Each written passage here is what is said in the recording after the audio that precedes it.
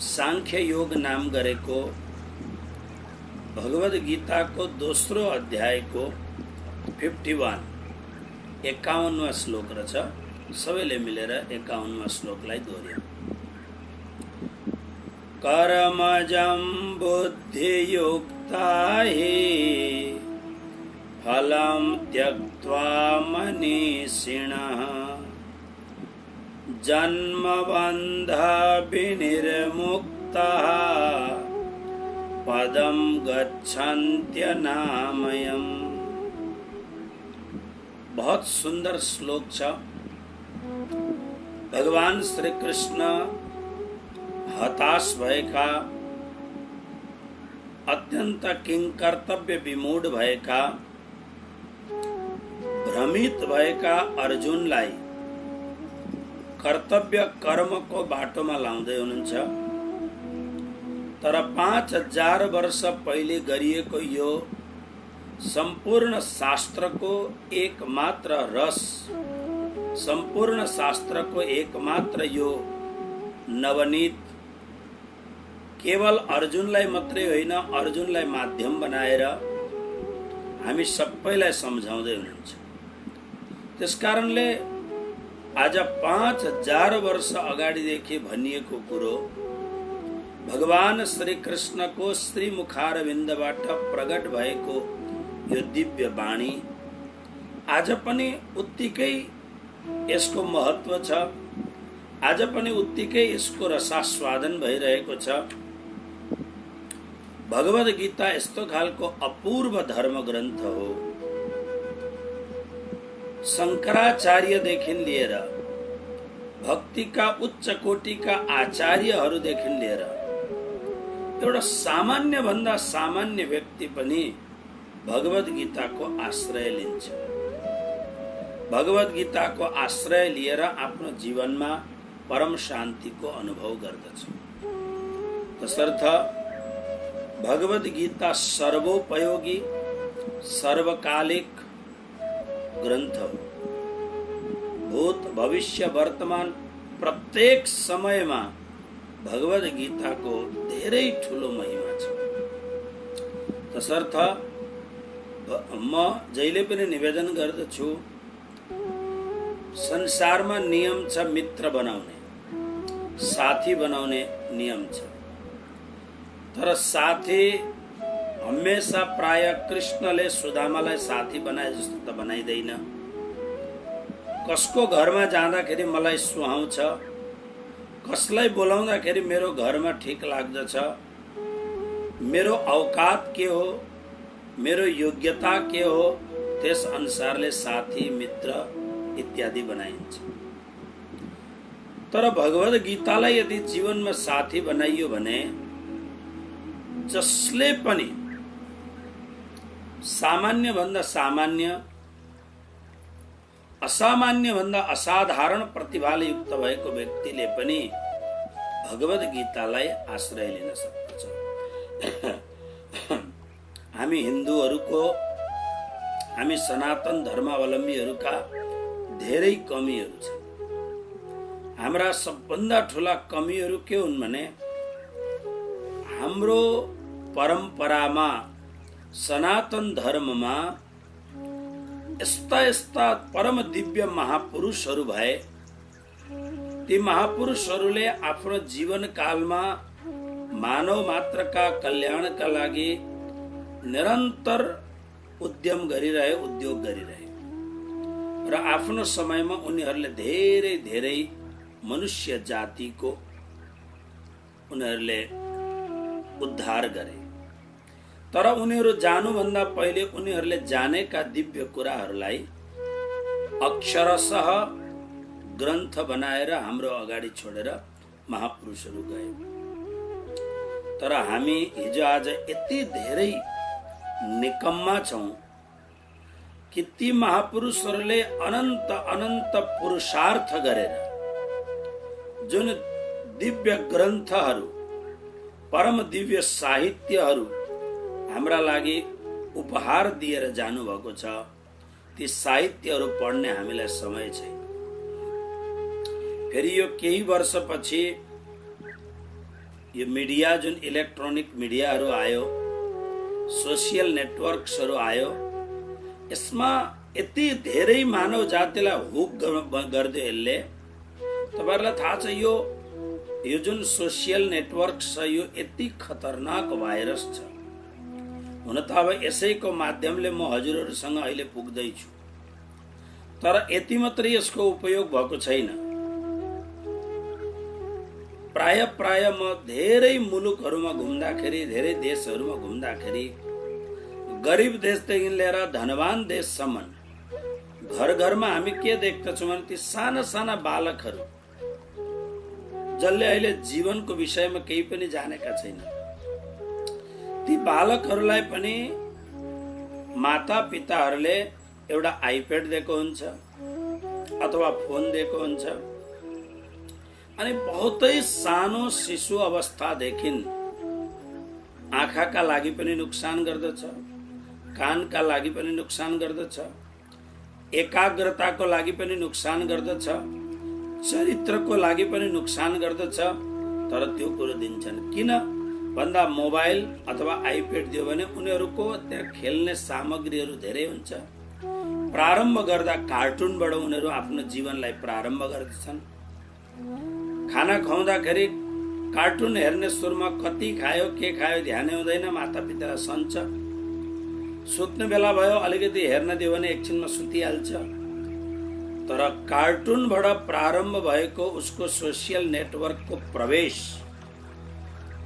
भरि जवानी हुँदाखेरि उसको जीवनलाई सम्पूर्ण रूपमा नाश गर्ने सोसियल नेटवर्कमा भएका त्यस्ता खालका भयंकर भयंकर कुराहरू जसले उसको जवानी नष्ट भ्रष्ट बनाइदिन्छ, त्यस्तो खालको नेटवर्कमा पनि उ गएर घुस्दछ। तसर्थ यो नेटवर्कले उपयोग त बहुत राम्रो भएको छ, तर उपयोग 10% पनि भएको छैन होला, दुरुपयोग 90% भन्दा धेर भएको छ। त्यसले गर्दाखेरि बडो अप्ठ्यारो समय छ। गीता पढ्नुहोस् भन्यो भने हाम्रो पासमा समय हुँदैन। एकछिन बसेर हातमा माला लिएर भगवान नामको मन्त्र जाप गर्नुहोस् भन्दा हाम्रो पासमा समय छैन। तर यसो आफूले एकान्तमा बसेर केही पनि उपयोग नगरिकन आँखा चिम्लिएर आफ्नो अध्ययन गर्नुहोस्, स्वाध्याय गर्नुहोस्। म भन्छु मेरो समय छैन भनेर, तर मेरो अत्यधिक समय केले खाइरहेको छ। मेरो डायमन्ड भन्दा पनि स्वर्ण भन्दा पनि मूल्यवान समयलाई कसले चोरिरहेको छ? मेरो समयलाई कसले नष्ट गरिरहेको छ? दिनभरिमा मैले 3 घण्टा 4 घण्टाको समय फेसबुकमा समय बिताएँ, मैले 1-8 घण्टाको समय व्हाट्सएपमा बिताएँ, भाइबरमा बिताएँ, मेसेन्जरमा बिताएँ, मेरो धेरै समय टिकटकमा बिताएँ। अथवा त एउटा अर्को पनि विचार गर्नुहोस्, कोही कोही बेला पिक्चर हेर्नु राम्रो कुरो हो, तर हेरिसकेपछि 2 घण्टा 2.5 घण्टाको पिक्चर हेर्नुहोस्, हेर्न बडा चाख लाग्दछ। हिरो भिलेन इत्यादिका दृश्यहरू त्यो हेरिसकेपछि 2 घण्टा 2.5 घण्टामा तपाईले के पाउनु भयो भनेर त्यसबाट अनुभव गर्नुहोस्। अनुभव गर्दा यदि तपाईँ तटस्थ भएर विचार गर्नुहुन्छ भने 2-2.5 घण्टामा मनलाई खुसी बनाउने तर त्यसमा भएका 90% विचारहरू मानवताको दुश्मन हुन्छ, हाम्रो चरित्रको दुश्मन हुन्छ, हाम्रो जीवनलाई माथि बढाउनु भन्दा हाम्रो जीवनलाई तल ओह्राल्नमा धेरै भन्दा धेरै सहयोग गर्ने हुन्छ पिक्चरहरू। त्यसले गर्दाखेरि कोही कोही बेला राम्रो पिक्चर आयो भने जसले हाम्रो जीवनको चरित्रको निर्माण हुन्छ। लता मंगेशकरहरू त्यो जमानामा जुन गीत गाउँदथे, मोहम्मद रफी मुकेशहरू जुन गीत गाउँदथे, मन्नाडेहरू जुन गीत गाउँदथे र त्यो अभिनय पूर्वकको त्यो गीत सुन्दा एउटा अर्कै खालको कुरो हुन्थ्यो। तर आजको स्थिति त्यस्तो छैन। आजको स्थितिको टोटल फोकस मनोरञ्जनदेखि बाहेक केही पनि छैन। तसर्थ अनुभव गर्नुहोस् कि दिनभरिको मेरो समय धेरैभन्दा धेरै मेरो समय नष्ट कसले गरिदियो, मेरो समयलाई, बहुमूल्य समयलाई चोरी कसले गरिरहेको छ। जुन समय एकपल्ट हातबाट गइसकेपछि वापस फर्किँदैन, त्यस्तो मूल्यवान समयलाई मैले कसरी बर्बाद र फ्याँकिरहेको छु। तसर्थ बहुत गाह्रो छ। तर यो गाह्रो समयमा पनि हजुरहरू सबै कुनै न कुनै बेला कुनै न कुनै महापुरुषहरूको सत्संग पाएको हुनाले 11 बज्ने बित्तिकै भगवत गीता खोलेर हजुरहरू तयार रहनुहुन्छ। यो कारण के हो भन्दा हेर्नुहोस्, मान्छेहरू त लाखौं मान्छे छन्, तर तपाईहरुले अलिकति सत्संग पाउनु भएको छ, अलिकति भगवत गुणलाई ग्रहण गर्नु भएको छ भने तपाईलाई मन लाग्दछ गीता खोलेर बस्नु, नभएदेखि त यो फाल्तु कुरो भन्ने लाग्दछ। आउनुहोस्, भगवान श्री कृष्णले एउटा भ्रमित भएको, एउटा मन जसको भ्रमित भइरहेको छ, किंकर्तव्य विमूढ भएको छ, मोहरूपी दलदलमा जो बिल्कुल धस्सिरहेको छ, त्यस्तो अर्जुन नाम गरेको एउटा मानव पात्रलाई भगवान श्री कृष्ण भक्तिको पथबाट, कर्मयोगको पथबाट, ज्ञान योगको पथबाट त्यो परम दिव्य मोक्षको सिंहासनमा आरूढ गराउन चाहनुहुन्छ, अथवा त भगवानले आफ्नो निजी त्यसलाई व्यक्ति बनाउन चाहनुहुन्छ। त्यसले गर्दा यो भगवत गीताको हामी स्वाध्याय गर्दैछौँ, हाम्रो जीवनलाई धेरै उत्कृष्ट बनाउन सक्दछ। त्यसले गर्दा हिजो हामीले जुन श्लोकको अर्थ गरेको थियौं, अर्जुन बुद्धियुक्तः, बुद्धिले युक्त भएको, बुद्धि भनेको यहाँ सामान्य बुद्धि होइन, यता उता सोच्ने बुद्धि होइन। यहाँ बुद्धिको अर्थ हो बुद्धि योगम उपाश्रित्य, बुद्धि योगलाई बुद्धि भनेको छ। बुद्धि योगको मतलब हो जो समताले युक्त भएको छ। अब उसमा यस्तो खालको योग्यता आइसकेको छ, एबिलिटी आइसकेको छ कि यो सब जुन द्वन्दात्मक कुराहरू हुन्, यिनीहरूले म भट्किने वाला छुइन। परिस्थितिहरू त राम्रो र नराम्रो दुईटै आउँदछ। प्रसंग आयो, यस कारणले म 2 मिनेट एउटा कथा सुनाउँछु तपाईहरुलाई। आजभन्दा 700-800 वर्ष अगाडि 3 वटा भक्तहरू सुप्रसिद्ध थिए भारतमा। एउटाको नाम हो नरसिंह मेहता, अर्कोको नाम हो तुकाराम अनि एउटाको नाम हो एकनाथजी। यी तीनैवटा परमात्माका बहुत ठूला भक्त हुन्, तर तीनैवटाका सिचुएसन्सहरू अलग अलग छन्। नरसिंह मेहता नाम गरेका भक्त, तपाईहरुलाई यी महान भक्तहरूको इतिहास पढ्नु छ भने गुगलमा सर्च गर्नु, सबै कुरा आउँछ। नरसिंह मेहताको सिचुएसन के छ भने उनी अब विधुर भइसकेका छन्। उनकी धर्मपत्नी उनलाई छोडेर भगवत धाम गइसकेका छन्, एक्ला छन्। एकनाथजी यस्तो खालको भक्त छन् जसको घरमा धर्मपत्नी अत्यन्त कर्कशा छिन्, धेरै कर्कशा। तुकाराम यस्ता खालका भक्त छन्। यो तुकाराम र एकनाथजीको विषयमा अलिकति पुरा भन्दै छुइनँ, भोलि फेरि म हजुरहरूलाई प्रसङ्ग बनौला।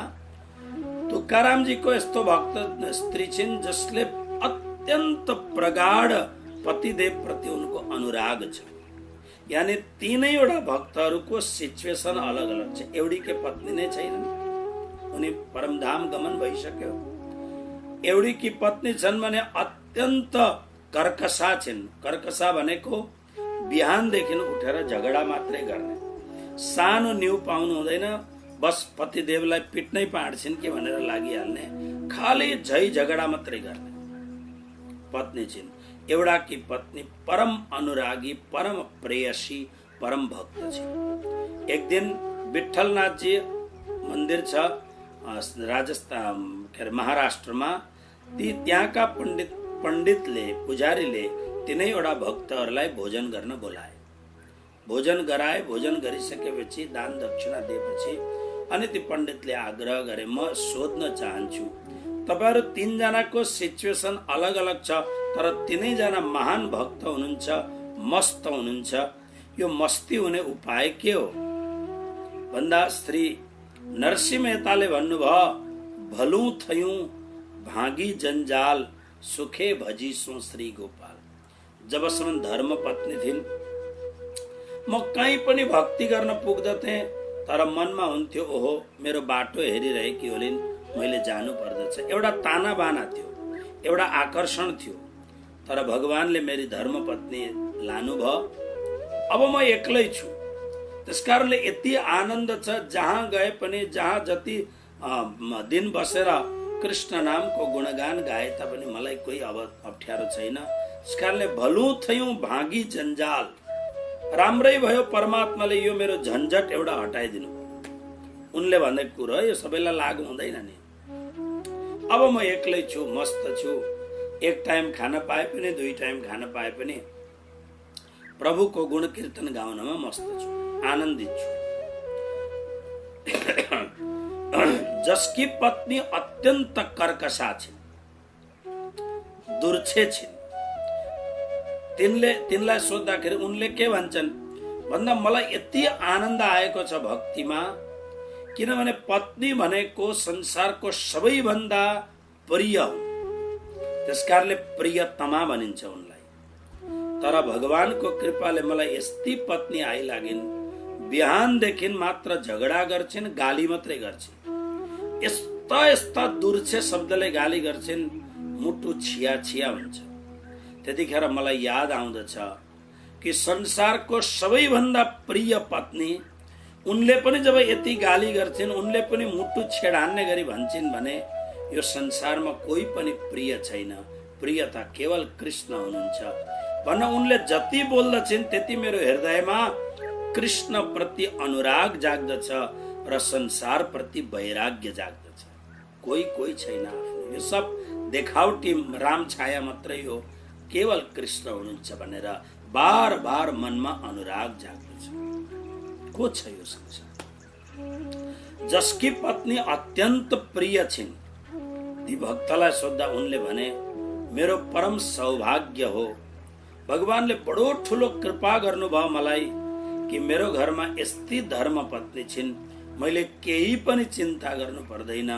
मात्र उनले भन्दछिन्, हे भक्तराज, म बहुत आनन्दित छु, मेरो पिताले तपाईँ जस्तो पुण्य पुरुषसँग विवाह गरिदिनु भयो, म गदगद छु, तपाईँ निरन्तर भक्ति गर्नुहोस्, संसार सबै म हेर्दछु, चिन्ता नगर्नुहोस्। मलाई चिन्ता गर्नै दिन्नन् र म मस्त भएर भगवत भक्ति गर्दछु।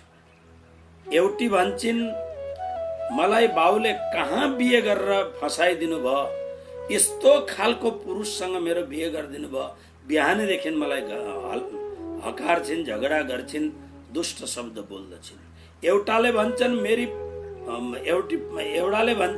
यस्ती पत्नी जसले सधैँ नै आफ्नो भाग्यको सराहना गर्दछिन्, यस्तो पुण्य पुरुषसँग मेरो विवाह भयो, मैले भक्ति नै गर्न पर्दैन, म त यिनकै मात्रै सेवा गरेँ भने पनि भवसागर पार तर्नेछु।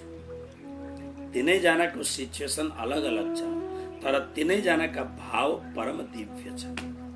यो केले यस्तो भाव दिव्य हुन्छ भन्दा जब बुद्धि योग उपस्थित हुन्छ र मात्रै दिव्य हुन्छ। बुद्धि मात्रै हुँदाखेरि त बुद्धिले त तर्क वितर्क गर्दछ।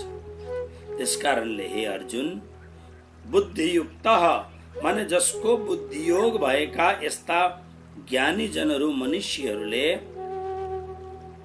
कर्मबाट उत्पन्न भएका फलको त्याग गर्दछन्। त्याग गरेपछि के हुन्छ भन्दा जन्म बन्ध यानी जन्म मरणको बन्धनबाट मुक्त भएर अनामय, आमय भनेको जसमा भय छ, शोक छ, डर इत्यादि छ, त्यसलाई आमय भन्छन्।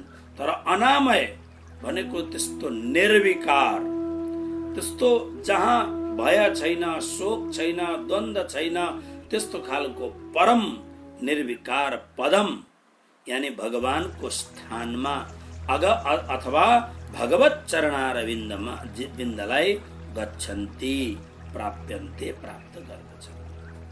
यस्तो जसले बुद्धियोगलाई प्राप्त गर्यो उनले। अब भगवान भन्नुहुन्छ श्लोक नम्बर 52, यदा ते मोहकलिलं बुद्धिर्व्यतितरिष्यति तदा गन्तासि निर्वेदं श्रोतव्यस्य श्रुतस्य च। यदा ते मोहकलिलं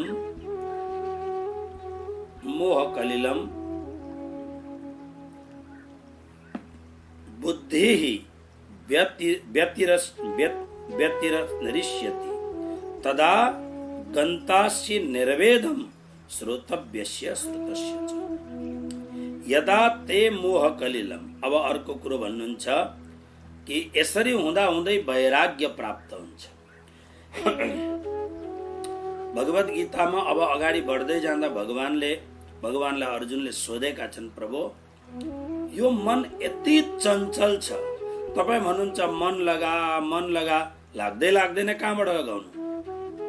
मन त स्त्रीमा लाग्दछ, मन त पुरुषमा लाग्दछ, मन त बार बार विषय वासना, किनभने हजारौं योनिमा विषय वासना भोगेको छ, बार बार मन विषय वासनामा लाग्दछ, बार बार मन संसारको खाने पदार्थहरूमा लाग्दछ। अनि तपाईँ भन्नुहुन्छ त्यता सबैतिरबाट हटाएर मेरोमा लगा भन्नुहुन्छ, लाग्दैन भन्दा भगवानले भन्नुभएको छ, अर्जुन दुई प्रकारले लाग्न सक्छ। या त अत्यन्त तीव्र वैराग्य, या त प्रतिक्षणको होशपूर्वक गरेको, जागृतिपूर्वक जागरणपूर्वक गरेको अभ्यास। यो अभ्यासले तिमीलाई उपस्थित गर्न सक्दछ, तिमीलाई जागृत बनाउन सक्दछ। वैराग्य बहुत ठुलो कुरो छ। हाम्रो के कुरो हुन्छ भने अलिकति बुझेर अनि अगाडि बढौं। कुनै पनि घर यस्तो छैन होला जुन घरमा सानो अथवा ठुलो देवालय नहोस्।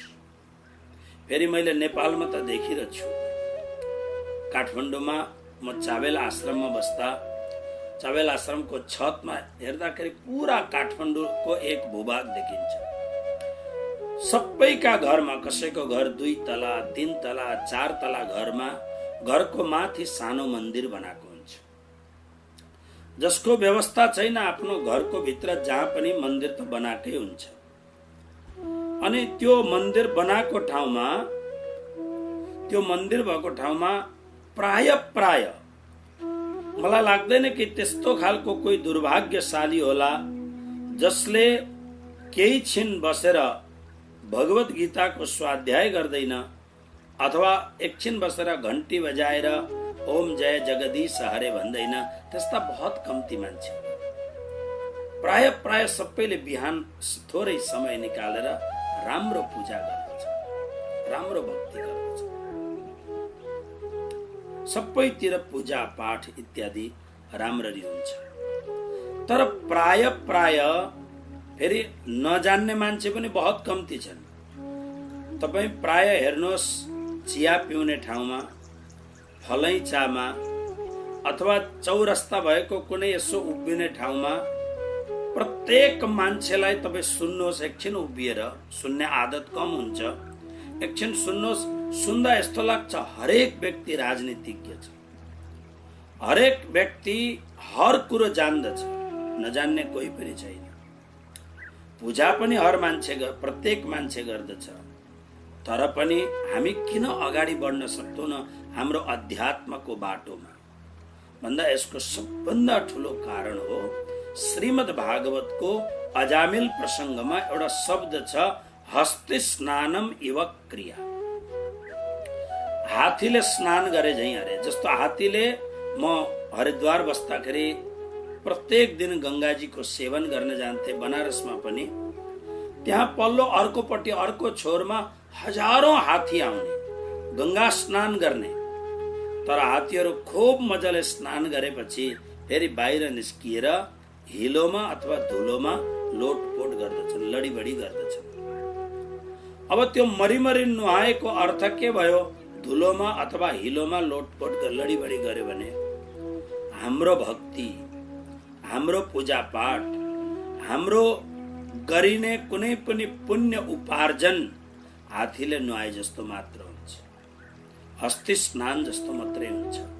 हामी जति बसेर घन्टी बजाएर धर्म गर्छौं त्योभन्दा 10 गुणा धेर हामीले पाप रूपी कर्मको बिउ रोपिराखेको हुन्छ, अज्ञान रूपी कर्मको बिउ रोपिराखेको हुन्छ हामीले। त्यसकारणले हाम्रो भक्ति बढोस्, हाम्रो पुण्य बढोस्, हाम्रो हामीले रोप्दै गरेको धर्मको बिउ बढोस्, त्यसका लागि जरुरी छ वैराग्य। वैराग्य उत्पन्न भएन भने संसारमा हामी धसिएका धसे, जति घन्टी बजाए तापनि, जति फूल चढाए तापनि हाम्रो उद्धार हुन बहुत गाह्रो छ। यो श्लोक राम्ररी सुन्नुहोस्। यदा ते मोह कलिलम बुद्धि व्यतितरिष्यति। यदा माने जब, हे अर्जुन, ते तिम्रो बुद्धि भनेको बुद्धि, तिम्रो जुन बुद्धि हो त्यो बुद्धिले मोह कलिलम, मोह रूपी दलदललाई,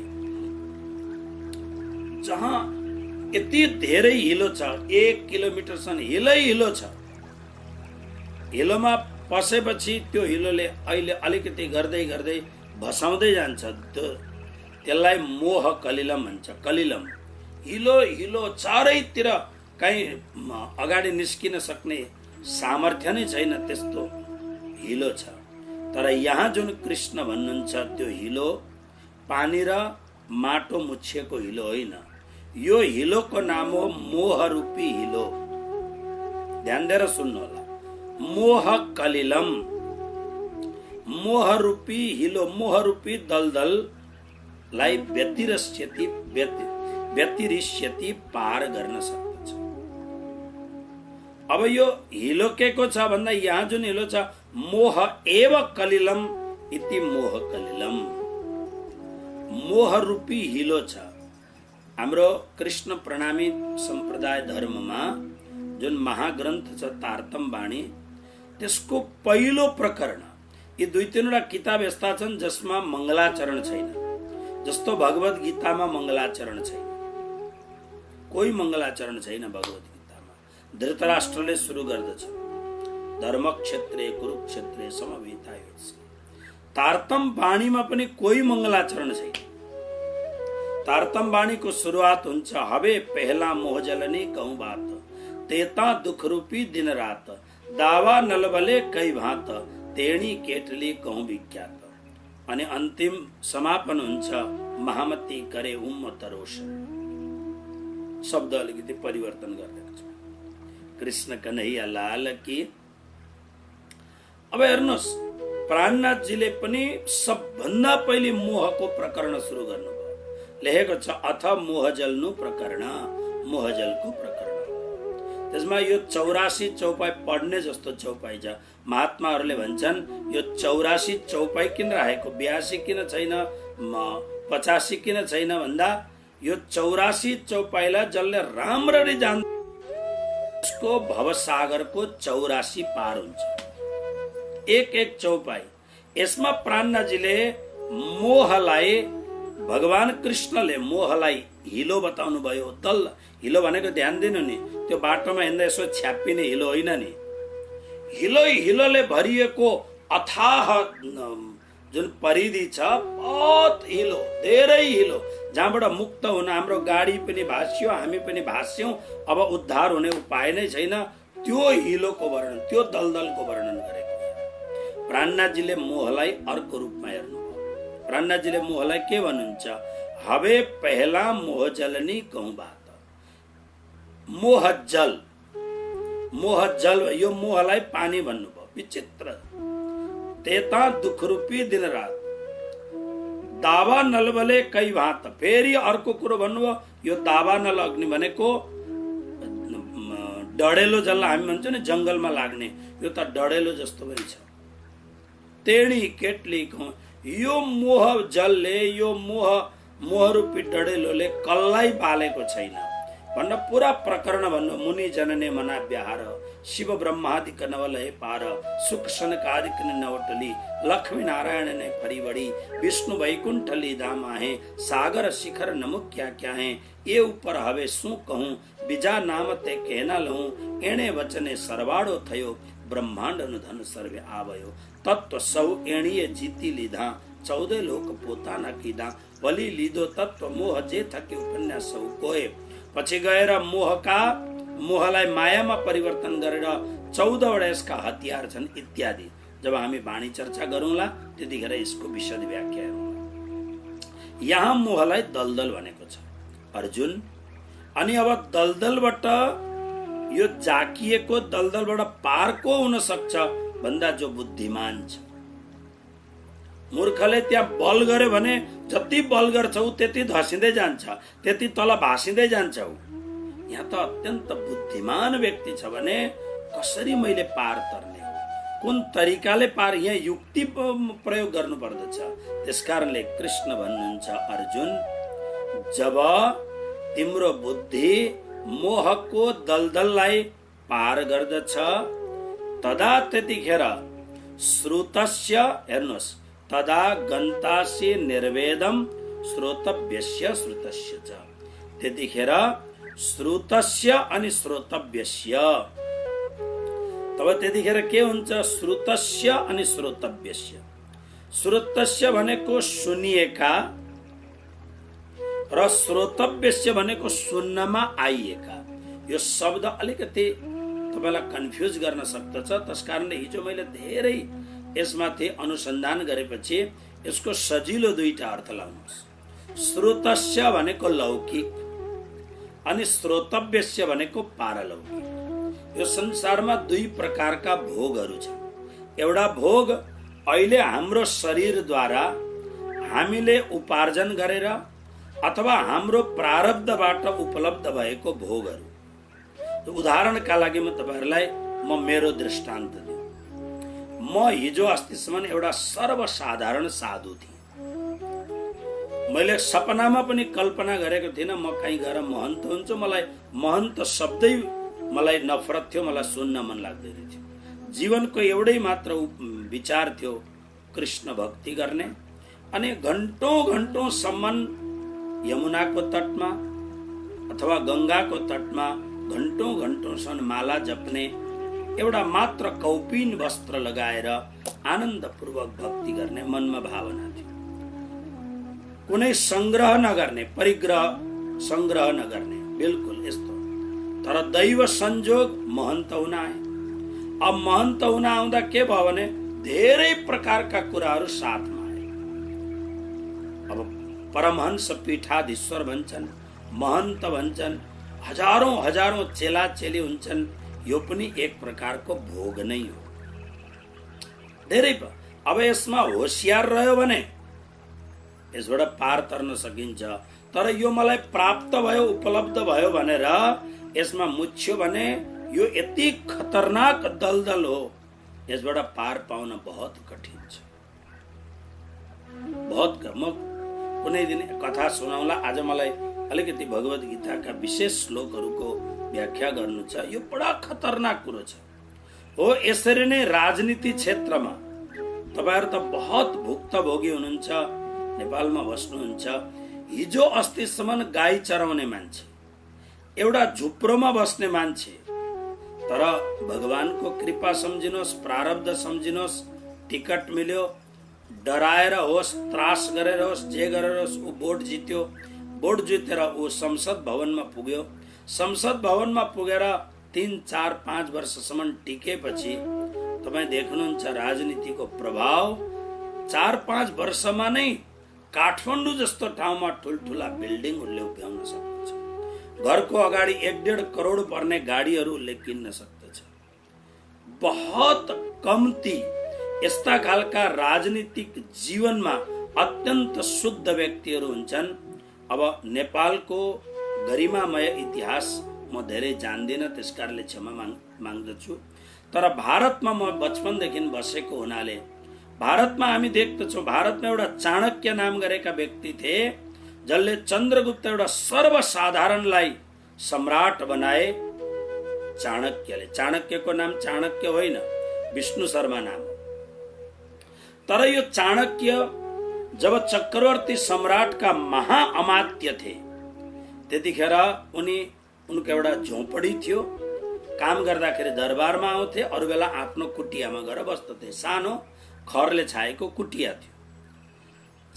चीनबाट त्यतिखेर चीनका यात्रीहरू यो महापुरुषलाई भेट गर्न आए कि एउटा परम्पराबाट चलेर आएको राजवंश नन्दवंशलाई समाप्त पारेर, बिल्कुल समाप्त पारेर अनि एउटा सर्वसाधारणलाई तयार गरेर सम्राट बनाउन सक्ने यो मान्छे चाणक्यलाई भेट गर्न जानु भनेर आएका थिए। आउँदाखेरि ती चाइनिज यात्रीहरू आए अनि सैनिकले पुर्यायो कुटियामा। कुटियामा धेरै ठुलो छैन, सो 2-4 जना बस्ने ठाउँ छ। तिनीहरू आएर बसे। उनी केही काम गर्दैछन्, अँध्यारो छ, दियो बालेर काम गर्दैछन्।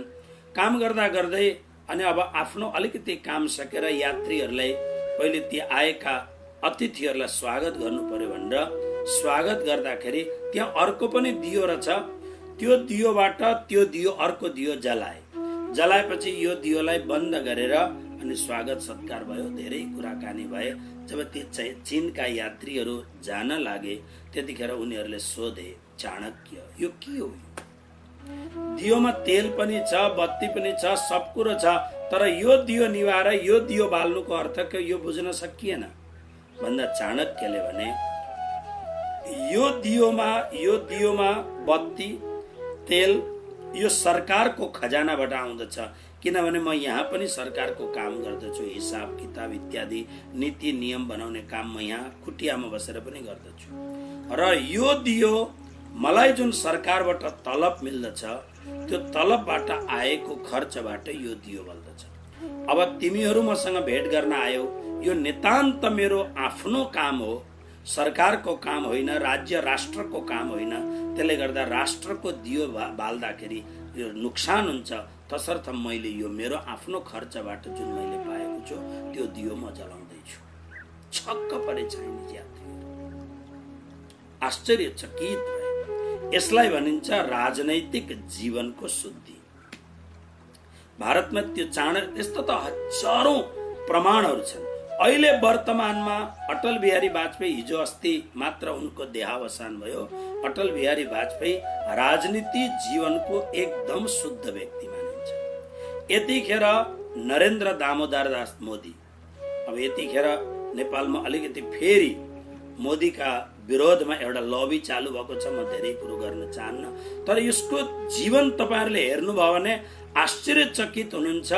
आज हाम्रो नेपालमा नरेन्द्र दामोदर दास मोदी उसले के गर्यो तर उसको नितान्त जुन स्वकीय जीवन छ, आफ्नो जीवन छ, हेर्नुभयो भने हामी महात्मा पनि त्यो मान्छेको अगाडि नतमस्तक हुन्छौं। त्यति योगमय जीवन, त्यति साधुमय जीवन त्यो मान्छेमा छ। पेन्ट लगाए तापनि उसको अन्तरङ्ग जीवन साधुताले भरिएको जीवन छ। अनि अहिले पनि राष्ट्रको सर्वोच्च व्यक्ति मात्र होइन, पूरा विश्वले आज उसलाई उसको सामर्थ्यको विषयमा आज पूरा विश्व उसको सामने झुकेको छ। यस्तो खालको मान्छेको म त जान्दछु, गुजरातको हो, म उसको गाउँमा पनि, गाउँको छेउछाउमा पनि पुगेको छु। आज पनि उसको घरमा राष्ट्रको यति पनि सम्पत्ति गएको छैन। यस्तो खालको राजनीति जीवनको संसारको एउटा सर्वोच्च लिडर, भारतको एउटा सर्वोच्च व्यक्ति, तर त्यो व्यक्तिले आफ्नो जीवनको लागि नितान्त रूपमा उसलाई जति तलब मिल्छ मात्र आफ्नो तलबले आफ्नो जीवन उसले गुजारा गर्दछ। राजनैतिक शुद्धि, सामाजिक शुद्धि, समाजबाट पाएको कुरोलाई हामी कति सामाजिक शुद्धिमा काम गर्न सक्दछौँ। हर कुरोमा, जस्तो हामी महन्तहरू छौँ, हामी महन्त भए तापनि हामीलाई भक्तहरूले दिएको सम्पत्ति हामी कति शुद्धता पूर्वक हामी उपयोग गर्न सक्दछौँ। नितान्त जबसम्म व्यक्तिगत जीवन पवित्र हुँदैन, निर्मल हुँदैन, शुद्ध हुँदैन, तबसम्म हाम्रो मन र बुद्धि कुनै पनि हालतमा शुद्ध हुन सक्दैन। प्रवचन गर्नु भनेको त टेप रेकर्ड बजाए जस्तै हो। तपाईले जानेको छ, तपाई बोल्नुहोस्। टेपमा रेकर्ड गरेको छ, भरेको छ, बोल्नुहोस्। प्रवचन गर्नु ठुलो कुरो होइन। जीवनको नितान्त एकान्तिक जीवनको शुद्धि यो बहुत ठुलो कुरो। त्यसकारणले जब म अहिले नेपालमा एउटा भक्तिको आन्दोलन लिएर हिँड्ने विचार गरिरहेको छु, म त्यसमा लागेको छु। तर मलाई नेपालमा त्यस्ता खालका अत्यन्त शुद्ध जीवन भएका कर्मठ व्यक्तिहरू 8-10 जना मिल्ने हो भने एउटा सांस्कृतिक परिवर्तन गर्नमा हामी नितान्त रूपमा सक्षम हुन सक्छौँ। जरुरी छ त्यस्ता व्यक्तिहरू र मात्रै काम हुन्छ। र त्यसकारणले भगवान श्री कृष्ण भन्नुहुन्छ बुद्धि मोह कलिलम व्यतिरस्यति। बुद्धिले, मनले होइन, शरीरले होइन, मोह बुद्धिमा, मोहको जुन परमाणुहरू छन् ती बुद्धिमा जमेका छन्। जब व्यक्तिको बुद्धि शुद्ध हुँदैन, किनभने बुद्धि के हो? कठोपनिषद पढ्नुहोस्। यमराजले ऋषि पुत्र नचिकेतालाई सम्झाउँछन् कि बुद्धि के हो भन्दा बुद्धि जीवन रूपी रथको सारथी हो। बुद्धिम तु सारथिम मन्ने। जीवन रूपी रथको सारथी हो बुद्धि। यदि सारथी सुत्यो भने रथ त कतै पनि जान सक्छ, दुर्घटना हुन सक्दछ, गडबड हुन सक्दछ। जति पनि एक्सिडेन्टहरू हुन्छन् त प्राय तपाईँ पत्ता लगाउनुहोस्, सारथी या ड्राइभरको कहीँ न कहीँ एक क्षणको निद्रा अथवा उसको प्रमाद, त्यसले गर्दा एक्सिडेन्ट हुन्छ। जीवन रूपी शरीरम तु रथम विद्धि। शरीर रूपी रथको, शरीर रूपी गाडीको सारथी हो बुद्धि। त्यसकारणले कृष्ण भन्नुहुन्छ अर्जुन, जब तिम्रो बुद्धिले मोह रूपी दलदललाई पार गर्दछ, बुद्धिपूर्वक पार गर्नु पर्दछ। त्यसकारणले नितान्त रूपमा हामीले आफ्नो ध्यान गर्ने, नितान्त रूपमा आफ्नो स्मरण गर्ने कि म कुन श्रेणीमा छु, म कुन खालको छु, नितान्त आफ्नो ध्यान गर्ने, आफ्नो अनुभव गर्ने। त्यसकारणले प्राणनाजीले भन्नुभयो, पहले आप पहिचानो रे साधो, पहले आप पहिचानो। यो कलिलम शब्द किन राख्यो यहाँ भन्दा, यो कलिलम भनेको दलदल, हिलो। तर यो यसका लागि भनियो भन्दा अनुकूल पदार्थ प्रति प्रसन्नता अनि प्रतिकूल पदार्थ प्रति उद्विग्नता, यसलाई कलिलम भनिन्छ, हिलो। हाम्रो जीवन के छ भन्दा प्रतिकूल हुने बित्तिकै हाम्रो मन च्याठिन्छ, मन एकदम दुखी हुन्छ। प्रतिकूल पदार्थ हुँदाखेरि हामी एकदम दुखी हुन्छौँ, अनुकूल पदार्थ हुँदाखेरि एकदम खुसी आनन्दित हुन्छौँ। नै त्यसकारणले मोह रूपी दलदललाई पार गर्नु छ। प्राणनाथजीले त वाणीमा मोह सागरको वर्णन गर्दा भन्नुहुन्छ, म आफू स्वयं, प्राणनाथजी पूर्ण ब्रह्म परमात्माको मानवीय अवतार हुनुहुन्छ।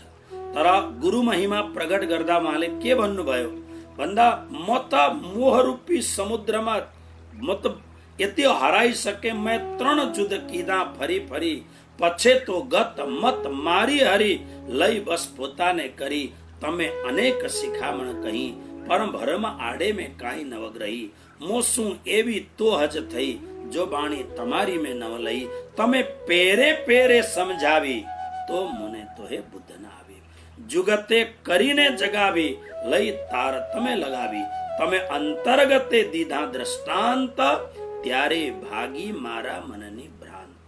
गुजराती भाषामा प्राणनाथजीको महावाणी हो। भन्नुहुन्छ, मलाई बार बार सद्गुरुले सम्झाउनु भयो, तर पनि म जाग्न सकिन। तर बार बार जगाउँदै जाँदा जब मेरो अन्तर हृदयमा प्रवेश गरेर मलाई जागनीका कुरा गर्नुभयो, अनि मात्र म झल्यास ब्युजे। ओहो, यसकारणले अध्यात्म जगतमा सद्गुरु र सत्संगको बहुत ठुलो महत्व छ। अब के हुन्छ यति भएपछि, जब व्यतितरिष्यति, जब मोह रूपी दलदललाई तिमीले पार गर्दछौ, तदा श्रुतस्य सुनिएका हो यो कुरोमा प्रसङ्ग। र श्रोतव्यस्य भनेको पारलौकिक संसारको भोगहरू, यसको व्याख्या गर्दै थिएँ। भोगहरू केही हाम्रो मेहनतले हामी कमाउँछौँ। जस्तो धेरै पैसा तपाईँले कमाउनु भयो, त्यो पैसाले इन्जोय गर्नुहुन्छ, त्यो तपाईँबाट उपार्जित भएको भोग। कोही बेला तपाईँलाई आपस्याप, मैले त्यो सांसदको एउटा उदाहरण दिएँ तपाईँहरूलाई। अपूर्व जन्ममा केही पाएको थियो होला, त्यसले गर्दा राजयोग थियो होला, उसले अलिकति मेहनत गर्ने बित्तिकै ऊ पुग्यो। तर अब त्यसको शुद्धता कति छ त्यो उसलाई थाहा छैन। यसकारणले अन्धाधुन्ध भएर भ्रष्ट भ्रष्ट भ्रष्ट नितान्त भ्रष्ट। अहिले म फेसबुकहरू हेर्दाखेरि हर व्यक्तिको जो नेपालमा राम्रो नेपाल, सुन्दर नेपाल, सुखद नेपाल, भव्य नेपाल, दिव्य नेपाल जसले हेर्न चाहन्छन् त्यस्ता भक्तहरूको म टिप्पणीहरू हेर्दाखेरि एउटै कुरो बार बार लेखेको छ, भ्रष्ट भयो भ्रष्ट भयो भ्रष्ट भयो। बहुत ठुलो महामारी कोरोना भन्दा पनि ठुलो रोग लागेको छ। अघि यसको अर्थ के हो भने जुन क्षेत्रमा जो व्यक्ति छ त्यो क्षेत्रमा उसको कर्ममा शुद्धता छैन, किनभने उसले त्यसमा होस पुर्याउन सकेन। अब यो कहिले हुन सक्दछ भन्दा यसका लागि दुईटै मात्रै कारण छ। एउटा, या त सत्संग गरेर ज्ञान प्राप्त गरेर ऊ झल्यास बिउजोस्, म त पापै पापमा डुबेको छु। अथवा त भगवान कृष्ण अर्जुनलाई भन्नुहुन्छ, अर्जुन यो दुर्योधन आदि जो रोग हो, अब यो रोग ज्ञानले सुध्रिनेवाला छैन, अब यो त युद्धले मात्र सुध्रिन्छ। कोही बेला घाउ यति खतरनाक हुन्छ, त्यो घाउ भएको अङ्गलाई काटेरै फ्याँक्नु पर्दछ। त्यस्तो खालको परिस्थिति ईश्वरले निर्माण गर्दछ। तसर्थ श्रोतव्यस्य श्रुतस्य, श्रुतस्य भनेको लौकिक भोगहरू, श्रोतव्य भनेको पारलौकिक। पारलौकिक भोग भनेको के हो भन्दा हामी सुन्छौँ नि, स्वर्ग भन्ने बहुत राम्रो ठाउँ छ, त्यहाँ अप्सराहरू छन् जो देवीहरूले सेवा गर्दछन्। यस्ता राम्रा राम्रा पिउने सोम रसहरू छन्। यहाँका यी ब्ल्याक लेबलहरू त केही चिजै होइनन्, उहाँको त्यो त्यस्तो सोम रस, स्वर्ग सुख। हिजो अस्ति म फेसबुकमा एउटा मुसलमानको मौलवीको प्रवचन आउँदै थियो। त्यो मौलवीले यस्तो स्वर्गको वर्णन गर्दै थियो, जन्नत, उनीहरूले भन्छन् जन्नतको वर्णन गर्दै थियो कि मरेर गएपछि खुदाले हाम्रा लागि यस्ता खालका, उनीहरूका भाषामा भन्दै थियो, यस्ता खालका हुर्रतहरू, यस्ता खालका चिजहरू राखेका छन् भन्न उसले भन्दै थियो। र दुई प्रकारको भोग, एउटा स्वर्ग आदिको भोगहरू जसलाई हामी प्राप्त गर्न चाहन्छौँ मरेपछि, एउटा अहिले भएका श्रुतस्य अथवा श्रोतव्यस्य यी भोगहरूबाट निर्वेदम गन्तासी। निर्वेदम भनेको यी सम्पूर्ण सुनिराखेका र सुन्नमा आउने यो संसारका अथवा पारलौकिक समस्त भोगबाट निर्वेदम गन्तासी। निर्वेदम भनेको वैराग्यलाई प्राप्त गर्न सक्नेछौ। तिम्रो हृदयमा यीबाट वैराग्य, किनभने भोगबाट वैराग्य नआएसम्म हृदयमा ज्ञान प्राप्ति हुन बडा गाह्रो छ। अब भगवान के भन्नुहुन्छ यो 53वां श्लोकमा हामी अगाडि बढौं। श्लोक नम्बर 53। श्रुति विप्रतिपन्ना ते यदा स्थास्यति निश्चला समाधावचला बुद्धिस् तदा योगमवाप्स्यसि। बहुत सुंदर श्लोक छ। श्रुति भी प्रतिपन्ना ते यदा स्थास्यति निश्चला समाधावचला बुद्धि तदा योगम अवाप्स्यसि। अब हेर्नुस्, पिछला पुराना श्लोकहरू हेर्दै जानुभयो भने तपाईहरुलाई थाहा हुन्छ, कर्मयोगलाई प्राप्त गरेपछि तिमीले बुद्धौ शरणम अन्विच्छ, तिमी बुद्धिको शरण लेऊ, आश्रय लेऊ, समबुद्धिको आश्रय ल्याऊ भनेर 49 मा भगवानले भन्नुभयो। अनि अब अगाडि आएर 50 मा के भन्नुभयो? कर्ममा कौशल्य तिमीले प्राप्त गर्नेछौ। कर्मको मैले कुशलको अर्थ भनेर कुश जसले निकाल्न सक्दछ। अथवा तपाईहरुलाई पुरानो कुरो याद होला, बाँसबाट चोया काट्ने, चोयाका नाम्लो भन्थ्यो, चोयाको डोकाहरू बन्दथ्यो। बाँसबाट मैले त्यो काटेर हेरिरहेछु, बडा गाह्रो हुन्छ, हात पिल्सिन्छ त्यसमा चोया काट्दाखेरि, अप्ठ्यारो हुन्छ।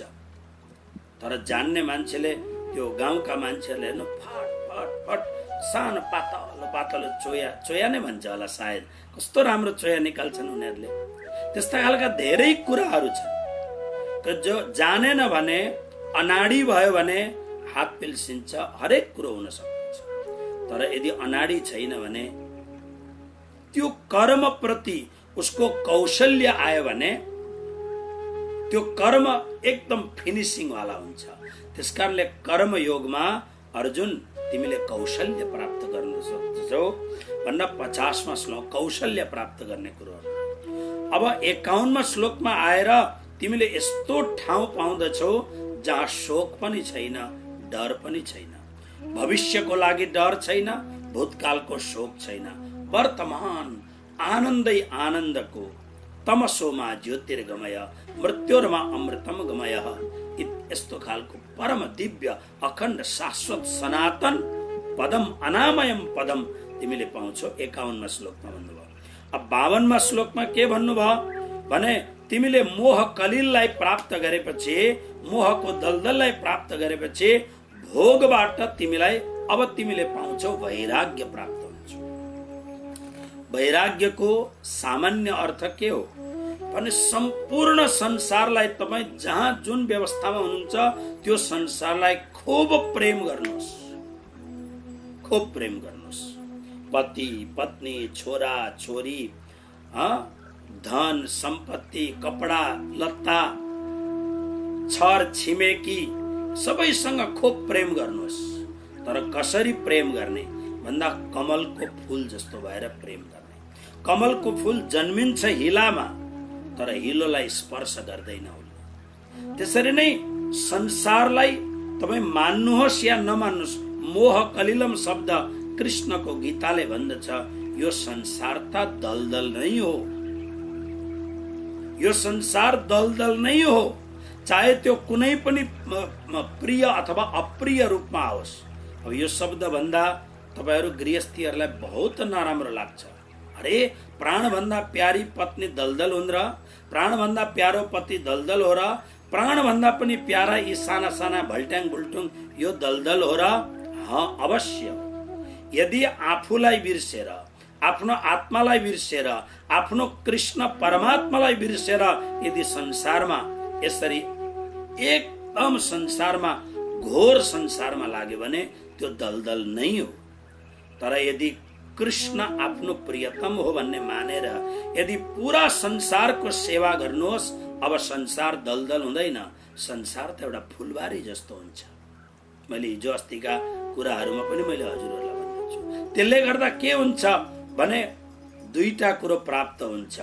संसार, जुन संसारलाई तपाईँ खूब प्रेमले सेवा गर्दै हुनुहुन्छ, त्यो संसारलाई सेवा गर्दा एउटा डिस्टेन्स, एउटा दूरी बनाएर तपाईँ बस्नु भएको छ। आज होइन तर भोलि त यो सबैले मलाई छोड्छन् अथवा मैले यिनीहरूलाई छोड्दछु। यसकारणले मनमा एउटा दूरी बनाएर बस्नु भएको छ। तपाईँ एउटा अट्याचमेन्टमा अलिकति डिट्याच बनाएर बस्नु भएको छ, अलिकति अन्तर बनाएर बस्नु भएको छ। त्यसले गर्दा के हुन्छ भने भित्र तपाईको भित्र एउटा जुन दियो बलिरहेको छ, त्यो दियोको नाम हो वैराग्य। त्यो वैराग्यले त्यो डिस्टेन्स तपाईको बनाएको त्यसले देखाइरहेको हुन्छ, हेर है तिमी यसमा। जस्तो उदाहरण म तपाईलाई मेरै दिउँ, म यो महन्तको गद्दीमा भए तापनि यो महन्तको गद्दीको आकर्षणले यदि म फसेँ भने यो मेरो लागि दलदल हो। तर यो त हिजो अस्ति अर्को थियो, आज म छु, भोलि अर्को आउँदछ। म त केवल यसको चौकीदार मात्र हुँ। मेरो भाग्यले र मेरो कर्मले र मेरो धर्मले र मेरो संस्कारले जे दिन्छ त्यसको उपभोग गर्ने हो मैले। तर यो मेरो होइन, यो केही पनि। यसको चिजहरूको मैले दुरुपयोग गरेँ भने मलाई पाप लाग्दछ। उपयोग मात्रै गरेँ भने धर्म पनि पाप पनि हुँदैन। तर यसको सदुपयोग गरेँ भने यसैबाट मैले कृष्णलाई पाउने बाटो मैले उज्यालो बाटो मैले पाउँदछु। मतलब यो मैले उदाहरण हजुरहरूलाई दिएको। संसारलाई यदि कृष्णको परिवार मान्नु भयो भने तपाईलाई भित्र एउटा डिस्टेन्स, त्यो दियोको त्यो लौले, त्यो प्रकाशले एउटा निर्वेद यानी वैराग्य दिइरहन्छ। अब वैराग्य प्राप्त भयो। वैराग्य प्राप्त हुँदा संसार प्रति राम्रो प्रेम छ, राम्रो छ, तर परमात्मापट्टि अनुराग सुरु हुन्छ। जसरी गोपीहरूका हृदयमा कृष्ण प्रति अनुराग छ। मुटु ढुकढुक गर्दाखेरि कृष्ण कृष्ण बोल्दछ। आँखाका नानीमा कृष्णको स्वरूपको दर्शन छ। भित्र त्यो मुटु कटकट खाने जुन प्यार छ त्यो कृष्णका लागि प्यार छ। त्यसकारणले गोपीहरू बडा बडा विद्वान सन्तहरूका लागि पनि प्रणम्य भए, आराध्य भए, आदरणीय भए, उदाहरणीय भए गोपीहरू। किन? निर्वेदम, त्यो वैराग्यले गर्दा उनीहरूको जीवन त्यति परम शुद्ध, परिव्राजकहरू पनि नतमस्तक हुन् त्यस्तो खालको जीवन बन्यो। अब निर्वेद प्राप्त भयो यानी अब एउटा श्लोकको उच्चारण गरौँ। ओहो, समय पनि कसरी जान्छ। श्रुति विप्रतिपन्ना ते यदा स्थास्यति निश्चला समाधावचला बुद्धिस् तदा योगमवाप्स्यसि। श्रुति विप्रतिपन्ना ते यदा स्थास्यति निश्चला समाधावचला बुद्धिः तदा योगम अवाप्स्यसि। अब हेर्नुहोस् श्री कृष्ण के भन्नुहुन्छ, ध्यान दिएर सुन्नुहोस्। श्रुति भी प्रतिपन्ना,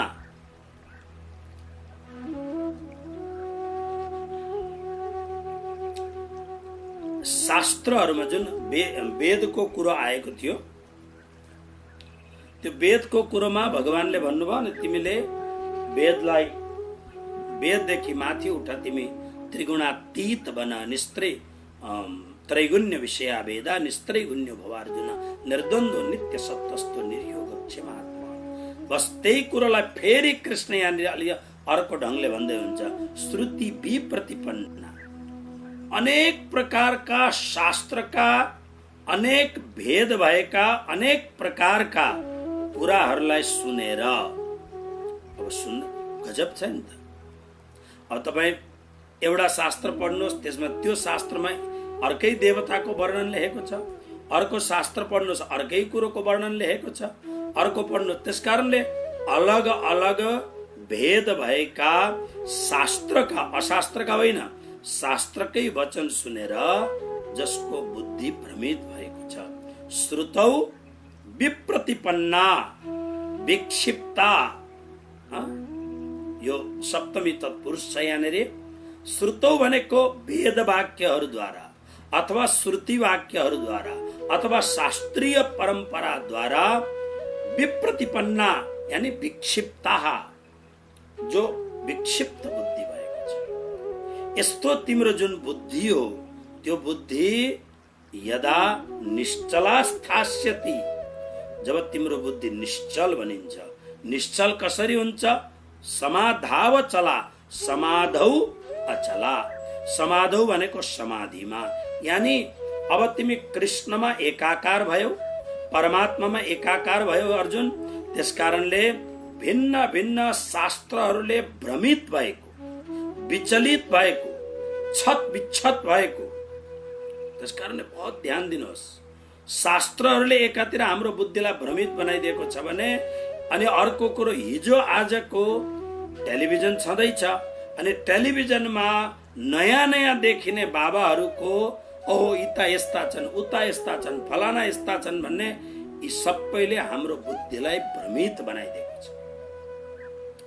भाँति भाँतिका शास्त्रहरूमा वर्णित भिन्न भिन्न प्रकारका तर्क वितर्क आदिले विचलित भएको तिम्रो बुद्धि जब समाधिलाई प्राप्त गर्दछ, समाधिमा जब तिम्रो बुद्धि निश्चल हुन्छ, समाधिको यहाँ अर्थ गरेको छ कृष्ण यानी परमात्मामा तिम्रो बुद्धि निश्चला माने अचल, निश्चल अचल, अचला स्थास्यति भनेको हुन्छ। यानी तिम्रो बुद्धि अब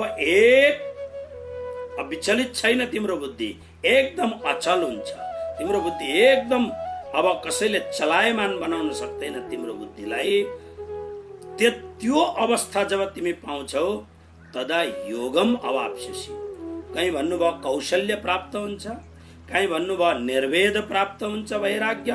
अब कृष्णले भगवत गीताको महत्त्वपूर्ण कुरो भन्दै हुनुहुन्छ योगम अवाप्स्यसि।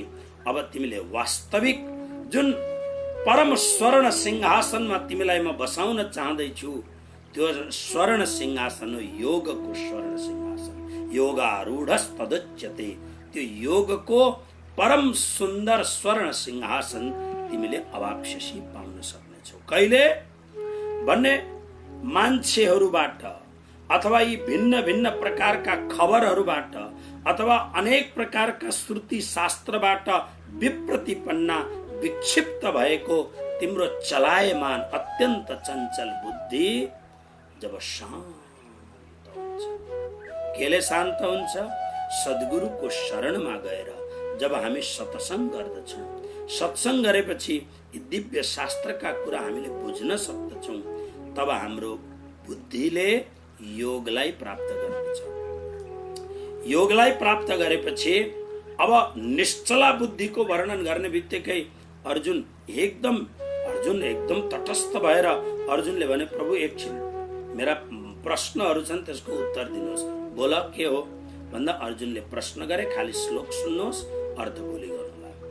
अर्जुन उवाच श्लोक नम्बर 54 म जहाँ 2 दिनदेखि लिएर आउन चाहदै थिएँ।